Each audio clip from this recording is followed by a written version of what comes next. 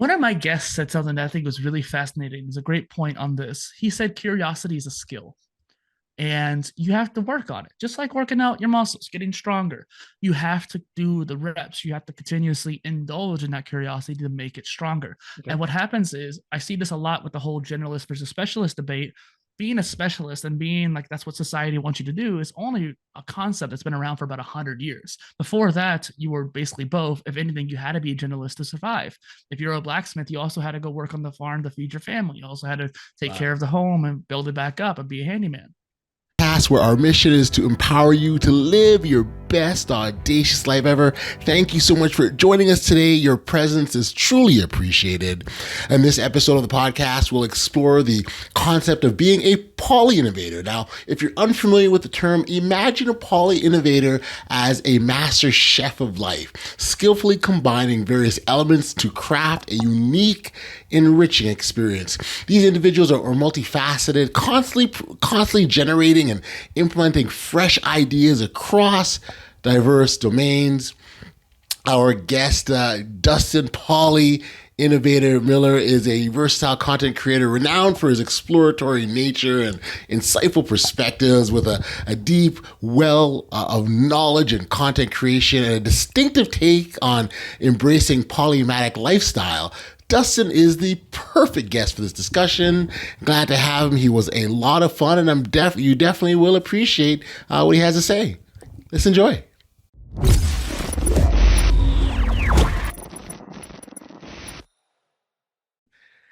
Dustin, Poly Innovator, you're here on the Audacious Living Podcast. Thank you for being here, my friend. Thank you for having me. This is awesome. You know, I've oftentimes said that I very much appreciate the opportunity to connect with individuals, to learn about the things that people do, and to share in the fashion that we do. And I think it's a big deal. And then obviously what we take from that to infuse into our own lives to help us, keep in line with our brand of living our best audacious life ever, right? And so that's what this is all about. You self-describe are a polymath, so I certainly we want to start there as a starting point for give our audience an understanding what that is. I will tell you, I kind of did my own personal research, and I got the sense you know a little bit about everything. That's kind of what I landed on. But I'd love for you to expand on that a bit further for our audience. Yeah, I actually call myself more of a proto polymath because I feel like I'm still on that journey. A polymath is someone who's an expert in many different areas, generally Yep. three or more, and insatiably curious. And in one of your recent interviews, you called somebody a jack of all trades, for example. And I kind of see there's a spectrum of multidisciplinary people. You have the jack of all trades and multi-potentialite who are starting out in their journey, generalist who's been in it for a while, Renaissance Yep. person who's been in it for a little bit longer, and Yep. then the polymath who's kind of like culminating everything they've learned and becoming more. Got you. So we've got that clear in terms of what it is. Yeah. What do you do? So I do a lot of different things, obviously, in this case. But one of my biggest things, I taught swimming for over a decade. And I taught fitness, and that's also part about living your audacious life. You have to be fit enough to actually do that. Sure. I have spent an egregious amount of time learning how to be a content creator. So I have 4 newsletters, a prolific blog. I'm almost reaching 600 blog posts at this point. And I have done 2 different podcasts. One of my shows is about being a polymath or being polymathic. The other show is about being a content creator, because I just love talking, people like you who just have had hundreds of podcasts and what is a life like? What tools do you use? I'm also a gamer. So when it comes to my expertise, swimming, content, I would definitely say gaming is one of those as well. I'm still kind of looking for another one to be an actual true expert in, like the swimming. But yeah. I do there as you're describing sort of the things that you're doing or interested in, the word curiosity springs to mind immediately. And I gotta tell you, curiosity, as I see, is a gateway to any sort of learning or exploration of anything new. I wonder if you could sort of talk about sort of Yeah. curiosity from your perspective. Yeah. One of my guests said something that I think was really fascinating. It's a great point on this. He said curiosity is a skill and you have to work on it, just like working out your muscles, getting stronger. You have to do the reps. You have to continuously indulge in that curiosity to make it stronger. Okay. And what happens is, I see this a lot with the whole generalist versus specialist debate. being a specialist and being like that's what society wants you to do is only a concept that's been around for about 100 years. Before that, you were basically both. If anything, you had to be a generalist to survive. If you're a blacksmith, you also had to go work on the farm to feed your family. You also had to take care Wow. of the home and build it back up and be a handyman. Now, when it comes to curiosity in the modern era, I feel like a lot of people get it kind of snuffed out of them in school, the way our schooling systems works in North America in particular, and Which is so especially in the wild when you US. think about it, right? So Yeah, wild when you think about it. Like, don't be curious at school. What? yeah. And ironically, some of my best learning in school was when I indulged my curiosity. I always share this story, so I love it. I spent a few months burning through the world religion and philosophy section of my school library and just reading as many books as I could. And I had a basically college level philosophy education from that. And I was a junior in high school. It was just one of those things that Love it. I took my time to learn and I wanted to do it my way. Right. Yeah, listen, I think curiosity is a wonderful thing. And I do like the fact that it's something that you have to work on. Um, so as an example, I think one of the biggest hindrances to individuals being able to connect and to interact and engage with one another Mm-hmm. is well, communication for sure. But one of those things that hinders that is judgments, right? Like, or preconceived notions, or I don't need to look. I don't need to listen to what Dustin Poly Innovator is all about. I know what a Poly Innovator is, or whatever. Like, I mean, people have these things in their mind, but when you, but and I say that because when you're curious, you're actually suspending judgment. Like, you Mm-hmm. can't be curious and judging at the same time. So as long as I'm asking, real authentic questions like, who are you? What do you do? What's your mission? That kind of stuff, then I maintain that sense of curiosity. I'm keeping the door for learning open, because you can't Mm-hmm. learn and be judgmental at the same time. Because if I'm judgmental, I already got the answer. I don't need to learn anything. I don't You have need to to empty be your in cup. school, right? Yeah. I had a guest recently where I thought, well, maybe they're a little bit more earlier on the journey than I thought they were. Okay, And so, like, because of that, they may not have as much to offer the audience. And I thought of that and I was like, no, they probably have something that you just didn't see when you did your research, for example. Because I do pretty deep research. I'm sure you do too. And it's one of my favorite parts about the process in general. sure. But there wasn't enough to really create, like, right off the bat, an interest per se. But as I did the conversation, went to myself, empty your cup, focus on the guest, and think, just be curious, be genuinely curious in this person. And from that, a great interview will form, regardless of how much experience they might have. And they probably have some sort of experience that you don't know about that they have not talked about before. And lo and behold, they did. And I thought that was just a really good lesson that a lot of podcast hosts can learn. So then tell me then, let's keeping on that. What about you that you don't share or haven't shared, don't normally share with people that they don't know about? So it's funny. I actually have a question. It's my icebreaker question on all my shows where I ask, share something about yourself that no one knows about you. I think I stole it from like John Lee DeMoss, who's a famous podcaster. So it's funny that you asked me that. I don't necessarily know off the top of my head because I'm generally pretty open, especially with my blog posts. I always kind of Okay. go out of my way to share more about myself. So give me just a moment to think about that. Hey, listen, we can circle back. Yeah, or pause. Yeah. I find that in my life, there's been challenges that people don't know about. It's like when it Sure. comes to maybe abuse when I was younger, something like that, or just being struggling when I was younger. And who I am now is a lot greater than I probably should be given how I was raised. And I had a very caring mother, but there was a lot of trauma in my younger years. And a lot of people don't know that, but I don't let it affect who I am now, at least not deeply at the very least. I might remember things and have to deal with that and process through that kind of stuff. Sure. But a lot of Sure. people don't know that. A lot of people don't, like they see my happy smile. They don't always know that like who I am now is based on who I've created to be. That's who I wanted to be, and that's what Yeah. I work towards. Yeah. No, and I think work is a great word. I mean, look, it's only fair that I share, and I'll share that. For myself, I was someone that struggled greatly with self esteem, and how I don't know where it came from, but I was really, really concerned with how I was viewed and showed up in the world. And I wanted to make sure that, and while I was always a friendly guy, a personal guy, someone that got when people got along with, that's what I wanted to maintain as quote unquote my brand. And I was very, very concerned if I did anything that was outside of that. Not Mm-hmm. recognizing that I was living for others and not for myself. right? Like we do that sometimes where we so consume what the other people are thinking or what they're doing that we really lose track of ourselves. And so that was something. So you said work, right? I had to put in the work and first of all, say first and foremost, Mr. Audley Stevenson, you are enough, right? Mhm. You are exactly who you need to be and continue to be that individual. If there's someone that doesn't take to you, or doesn't like you, or can't handle you, that's more their issue than mine, right? And Right. that's kind of how I've landed on it. So there we go. We're both sharing today, Dustin, Yeah. Poly Invader. So tell me about your podcast. You said you got a couple going Mhm. on. What's the focus here? What are you trying to do? The first show is the Polymath podcast, where I interview people who are polymathic and multidisciplinary, whether they're early on in the journey, similar to me, or if they've been around for a while and they've done a lot of different things. What I find is there's people who are juggling, there's people who are serialized. The jugglers are the jack of all trades, the ones where people think they're spreading themselves too thin, but eventually they become a multi-expert because they've done so many different things for so long. The serialized are the people who've lived long enough to where they did 4 different careers over the course of 4 different decades. And in both cases, they're polymathic. And so those are the people who I interview, even if they're early on the journey, as long as they imbue that polymathic spirit. The other show is the Polytools Creator Spotlight, where I realized when I was interviewing polymaths that a lot of them were creators. But since we're splitting our attention between each different expertise, one of those splits would be content creation. We'd nerd out about content creating, making Yeah, podcasts and blog posts, but it was yeah. such a short amount of time in that whole process. I was like, I want to kind of expand that. I love nerding out and talking shop when it comes to podcasts and like just content creating in general.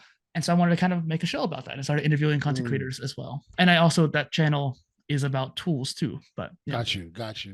So I think the whole idea of being polymath is just fascinating because you sort of touched on the point where people, maybe they're spreading themselves through things or they're multitaskers. But it is it a case where people go out and intent to be a polymath, or it just naturally happens?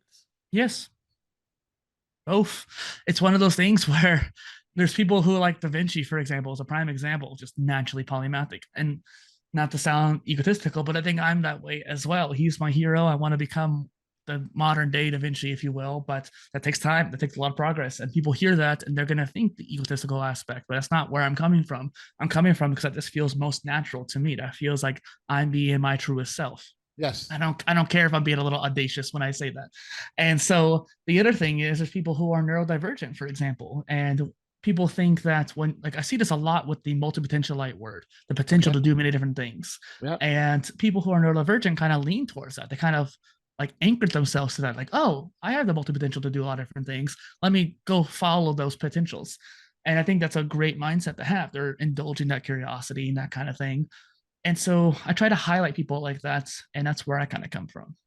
Yeah, and I think that's so important. I mean, even if you go back to the theme of this podcast, so much of what that we talk about is like taking that step or taking that step forward, and sometimes you're doing so not knowing what the next three steps after are. It doesn't matter. It's like in that moment, here's what I'm drawn to, and I think that's kind of what happens. That really, I think that's how you become a polymath. Is you're drawn to it. It pulls you, and you're thinking your attention is swayed, and and an area of interest might be here, and then all of a sudden you're thinking, yeah, but that also interests me as well too. But I kind of like that too. So all of a sudden you got these three or four things on your plate when you were only looking at one thing. And I think the key here is being open to exploring.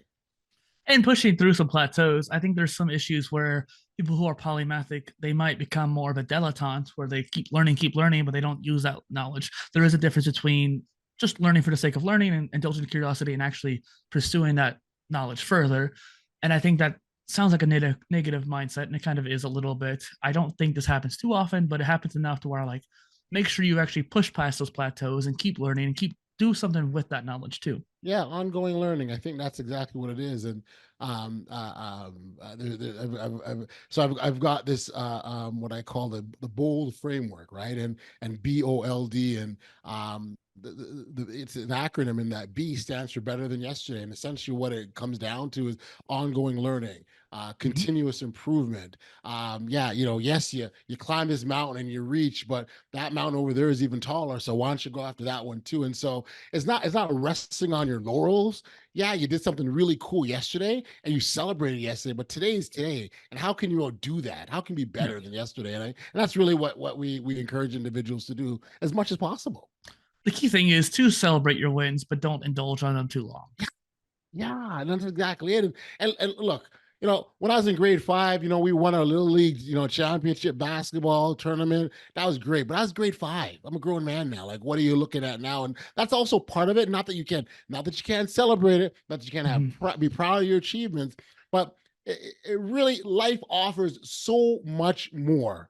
So then why not go after as much of that as possible for the time that we're here? Right. Definitely. Um, is I just say the word plateau, but you don't ever really plateau, right? If you're continually, right? It's more, I was talking more in the mindset of skill development. So, like when you're learning math, for example, you might plateau on a certain aspect of what that skill might be. Yeah. And so, like, maybe you're having a hard time with the Pythagorean theorem or something like that. Right. It's just, and so you plateau on that skill and you have to kind of push past that in order to learn it. That goes for any skill. It could be making videos. It could, like, I plateaued a little bit when I first started making YouTube videos where I couldn't get comfortable on camera and I couldn't get myself to not, I wanted to script the videos and I'm not good at reading scripts because I'll be looking down here, but I also got to look at the camera, switching back and forth doesn't look that good. And I sounded robotic. As soon as I switched to a more bullet point system, I was way better on camera. Yeah. So it's really about finding what works for you, right? And I think what's important in all this is that there are different systems that can allow us to do different things as a matter of landing on the one that works for you as an individual. That's right. Fair to say. Give me so you talk to Polymath. I wonder, and provide an illustration just for our audience of maybe a recent Polymath that you talked to, and the different types of things that they were doing or they were specialists in, if you will. You got a couple examples? Yeah. One of my favorite examples is Dr. Merritt Moore, who is a quantum physicist but also professional ballerina, and she's teaching herself robotics so she can dance with the robots. And she was working towards becoming an astronaut. So it's like that is a pretty extreme example. But even just like recently, I've been interviewing like PhD students who are pursuing. Actually, my most recent interview was a quantum physicist or quantum computing person, ironically too. But so a lot of quantum in this show seems like. But even just is that your area there? Is that no. But surround yourself by smart people who are smarter than you, and you'll eventually start rubbing off a little bit. But the idea of science and art and combining that together, I've had people on who maybe not be as extreme example as Dr. Moore, but that is a kind of mindset where you have these 3 different things, and on top of that too, you have a hobby too. Sometimes people think the word hobby means that you're not an expert at it. Sometimes your like my hobby is video games, but I definitely consider myself an expert at that. Same with even Lego, for example, too. Sure. Like playing with Lego is something not super crazy, but knowing how they work and how the inner pieces connect, those are skills you have to learn. But when it comes to other examples, I can't think of anything right now, but she's a great example. Well, no, and that's a good one. And I mean, with that one specifically, you can see the connection between the two, robotics and ballerina, right?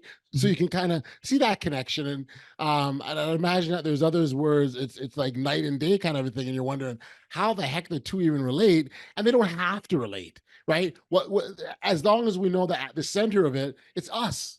Yeah, the person itself is the relation. Right. And so bearing that in mind, it's like, sure, I collect stamps. I don't know if people know what stamps are anymore, but stamps versus race cars. Those are 2 of my interests. Okay, cool. Right. And that's I think why I'm a big fan of this. As we've been talking, become even more of a big fan of it is because we're really spreading ourselves out and exposing ourselves as much as possible. There is nothing wrong at all in getting new perspectives, insights, and what better way than doing that by exposing yourself to different things? Yeah, definitely. Maybe I'm a polymath myself. I don't know. I'm thinking about it now. Like, keep thinking about it. Figure out what those skill sets are that you have. Yeah, no, I think it will. And what's funny, I'm glad you use the hobby as an example, because I think sometimes we forget that that we're doing something, and because it's in our leisure and it's not being something that it's professionally known, or there's no designation for it, then it doesn't count. And you started a podcast, and now you've had a few hundred episodes in. Like, that's definitely way more than just the novice level.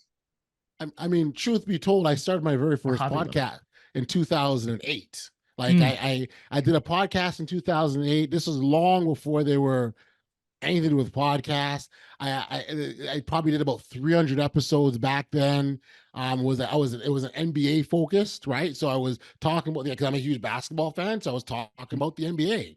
And but already, as you see, I'm putting myself in that polymath sort of frame, because here I am focused on basketball, my passion, but now I've become an expert in podcasting because I've done 300 episodes, right? And so that's kind of how it's grown. And throughout the years, I started and stopped it, and I think this is probably either my fifth or sixth podcast that I've done, right? Mhm. So maybe I'm approaching 1,000 episodes already and don't even realize it, right? Like, but the key is though, I think there's great value, and maybe you can get you to touch on the importance of starting with your interests, things that kind of you're interested in as a starting point. Yeah, I mean, like, what was the question there? No. In terms of when you start something, how important it is Yeah, to have that interest, right? As when you get into it. yeah, because if you're not interested in it, it's gonna be a lot harder to actually learn it and pursue it. Yeah, and um, there's another part about this too, where I think we need to give ourselves some grace, because when you start anything, you're not going to be good at it, Yeah, right? So you got to give yourself some room to learn. you're gonna suck at first, but that's how you get better. So keep trying. What has been your biggest learning? The thing that you start to do that, yeah, you I don't know, maybe you sucked at it and you're like, man, and you stuck with it and you come pretty decent. Content. I started blogging back in 2012-ish, and off Okay. and on over the first half of the decade, and then the second half of the decade, I became a lot more prolific. And then 2017, I started podcasting. 2020, started adding interviews to that podcast. In 2018, started making videos and TikToks. Now I've made thousands of TikToks, and actually, Mm. I actually consider myself deeply knowledgeable in these areas. I actually went to a YouTuber conference, Think Media's of all places, and it was interesting to think about is a lot of these YouTubers, and I hate saying this because I don't want to sound like egotistical because they're very knowledgeable, they're well done, Sure. but they might have 300,000 subscribers. They might be huge like YouTubers, or even 500, even more. And yet I was talking to them, and their level of knowledge when it came to YouTubing or content creation was a lot lower than I expected. And Really? yet, yeah. And the thing is, they either had a better niche or they had a better execution. Like, I wasn't envious because they probably worked harder than I did and they got there, or they had a faster growing niche than I did, and that's fine. That's what happens. A lot of my Yeah. topics were a lot more nuanced, and so like they're going to be a lot slower growth. Totally fine, and I could have worked harder. It's fine.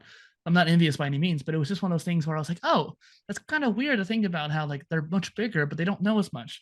So that kind of goes back to that dilettante thing. Like, I spent too much time learning, and I should have spent more time executing. I'm Mm. glad I spent that time learning because it made me a lot more prepared to do interviews, a lot more prepared to do various aspects of content. Yeah. And now I teach people how to be more omni-channel, how to approach. I was even thinking about your show. I was going to ask, like, I don't know for sure. I couldn't find a YouTube right off the bat. So I don't know if you do these in video or just audio.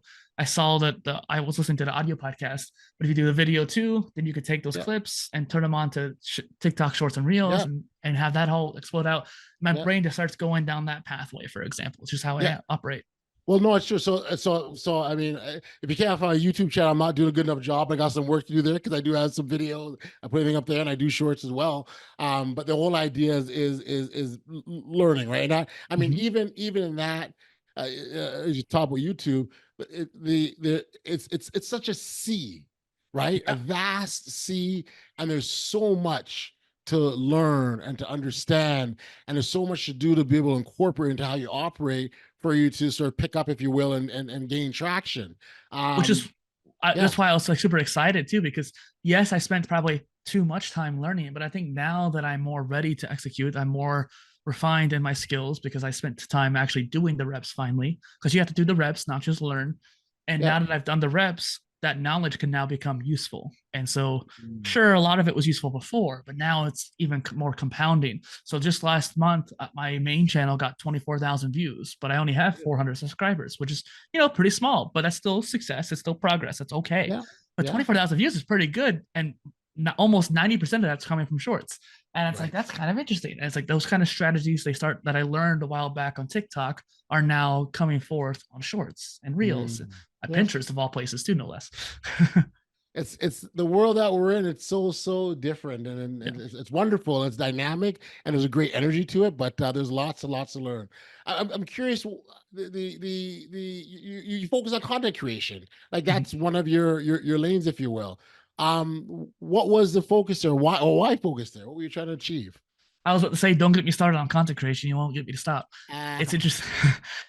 what was I trying to achieve? A lot of different things. So I started out my personal brand, Poly Innovator, by creating my own education. I created my own degree, this DIY degree. I now call it the more modular degree because I think that's because our interests change, especially if you're polymathic, you need to have a system, an Yes. Yep. educational system that can Yep. adapt to that. Right. And I started documenting my own journey through my own modular degree, but I realized very quickly that that framework I created, it was more important for me to make content around that than talked about my own, and probably should have done both, but I switched focus to that. That was kind of my first phase of content. I started making content around swimming too, because that's one of my main areas. And so I was trying to lead up to the release of my book, which I'm still working on. Hopefully that'll come out soon. But a swimming newsletter up to that. And then the Polycast interviews came out of the woodwork. Everyone was stuck at home. The opportunity was there, could not ignore it. Started doing Yep. interviews like crazy. That became my main focus for a while. And now that I had all this content, I had hundreds of interviews or almost 200 interviews at this point. You have hundreds and hundreds, obviously, with multiple podcasts too. There was a whole backlog now that I could then repurpose. And I use Opus Clip, for example, to take that. I took those at the time 120 interviews, dropped them into Opus, and like not every clip is usable, but I got about 1,600 usable clips Oh, from that. totally. Yeah. And so now I've been posting those out, and that's what's helping a lot of that growth.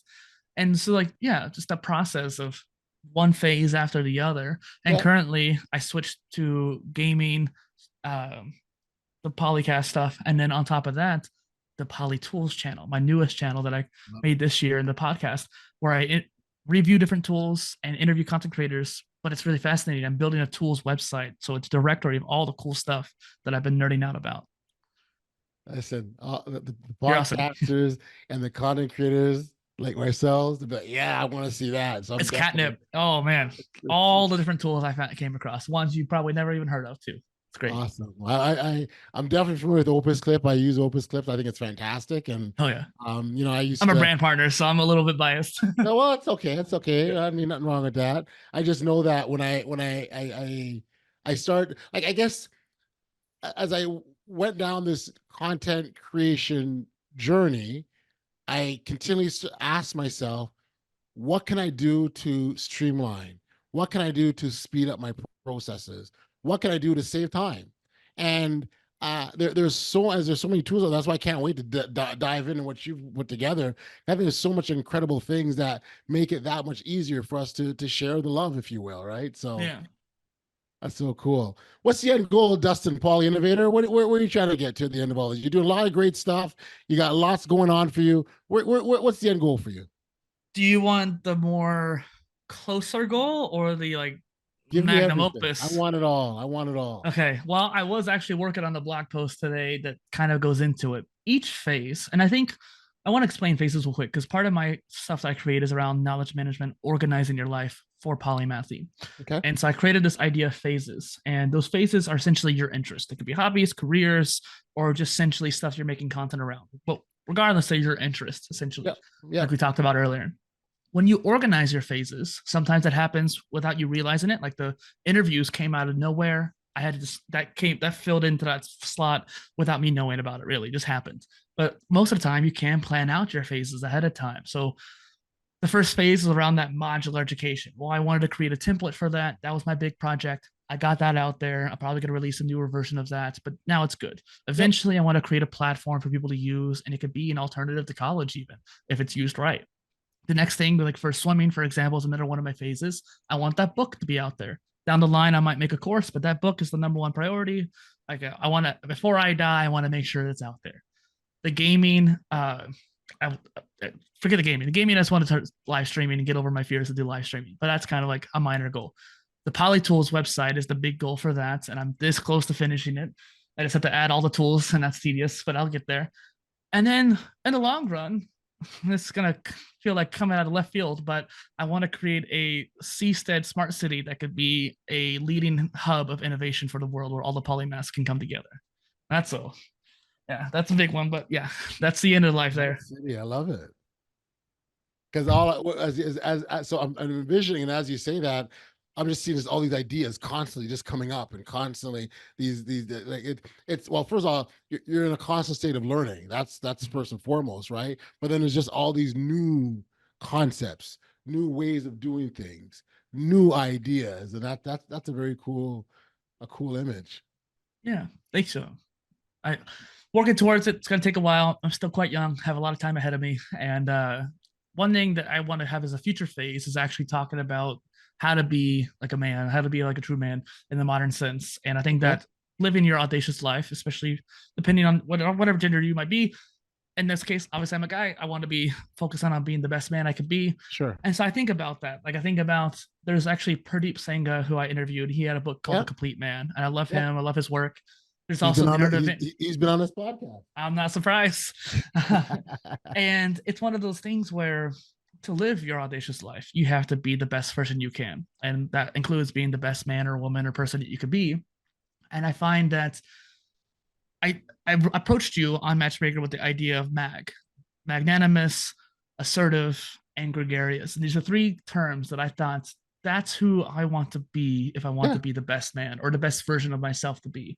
I was very motivated by the Dos Equis guy, like stay thirsty, my friends, like the world's most interesting man, as they called him in the commercials. And even the actual actor who played that character, Yeah. I listened to his audiobook. He is a fantastic polymathic person. And he had all kinds of crazy stories like that he grew up with. He is one of the most interesting men in the world. He actually, in real life, he is. I mean, and it's just fascinating to think like I want to become more like that. Right. Well, I think, listen, you are definitely on your way. And I love the vision. I love the drive and the determination and the just keep pushing ahead. And again, because so much the state of constant learning and doing new things and trying new things, recognizing that you might try something that might not work out, you might fail, you might not like it, but still trying anyways. And that's the part that I like, because that's how we grow, that's how we Yeah. expand, and that's how we evolve to be the person that we want to be. So thank you for the work that you do. Thank you for being here on the Audacious Living Thanks for Podcast. having me. Dustin, Poly Innovators in the house. I love that. For listeners that wanted to check you out or connect with you, where can we send them? Poly Innovator is my name everywhere. So no matter what platform you're on, you can find me that way. But polyinnovator.space is my website. You can find all my links there and a lot of my projects there. Very cool. Very cool. Certainly share that and make sure that our listeners can connect with you in the show notes. Thanks for being here, my friend, and Thanks for having all me. the best.